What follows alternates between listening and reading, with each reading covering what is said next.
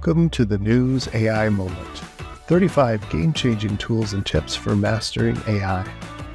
The AI Moment was designed for the NUES ESL endorsement courses, but can be used by any teacher, with any student in any classroom. Enjoy!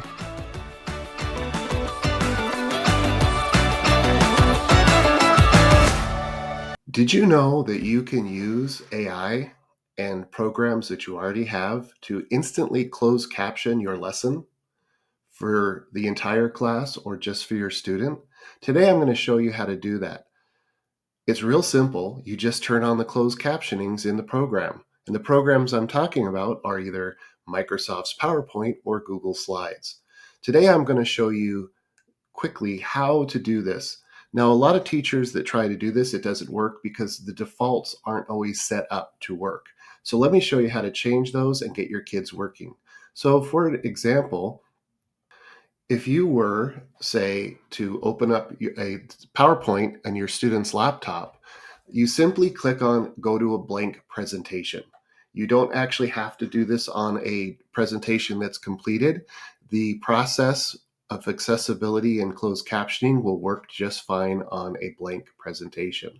Once you open that blank presentation, simply click on Slideshow. Now you'll notice in the toolbar, there's always use subtitles. When you click on that, a basically comes up and says, do you want them at the bottom? Do you want them at the top, below slide, above slide? That's just your personal preference. Also, you'll see the many different languages that you can choose. As you're speaking English, it will play in those languages. Finally, start the slideshow. And once you do, as audio comes into the microphone on the laptop, it will translate that into the language that was chosen for the student. Now, don't make the mistake I did. And the reason I'm showing this is as I was presenting this to a bunch of teachers to show them how to quickly do this, as it only takes a few seconds, it wasn't working. And that is because you do have to enable the microphone. And in some cases, microphones are disabled on school devices, so that will need to be changed. So you might have to talk to your tech person to get that default taken off or that blocking. Cameras and audio are sometimes disabled. Once that's turned back on, in the back, it's just the little red microphone button here. And once you turn that on, once you start speaking, you can see the subtitles. Check it out. Now that you've played around with it a little bit, what are the pros and cons that we found from using this? Well, the pros are it's great for secondary students, and I've had teachers up to 4th grade and above that have used this successfully and really enjoy it. So it's great for them, especially if they can read or write in their native language.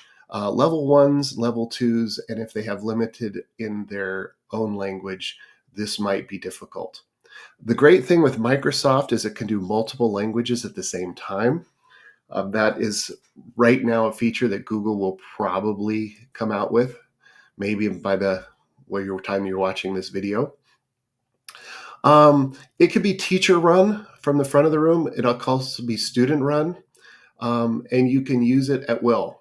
And it just becomes a usual thing where the kid walks in, turns on PowerPoint, turns on the presentation as you're getting ready for your lesson that day, and you're not even aware that it's going on, but it is helping.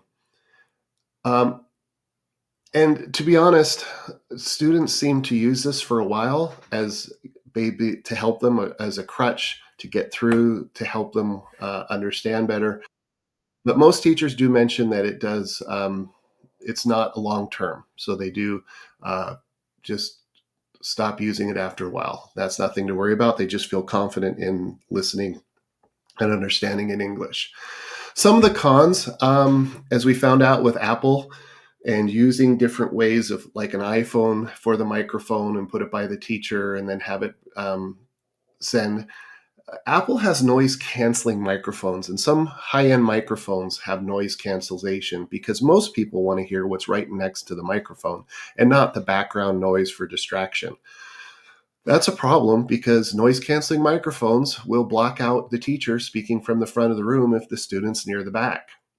Also, sometimes if it's a single language, the teacher is presenting in Spanish and another language is spoken, and class size, noise, and distance. However, I have seen demonstrated there are some AI microphones that basically can separate out up to six, I think it was the last time I saw, six different conversations at the same time.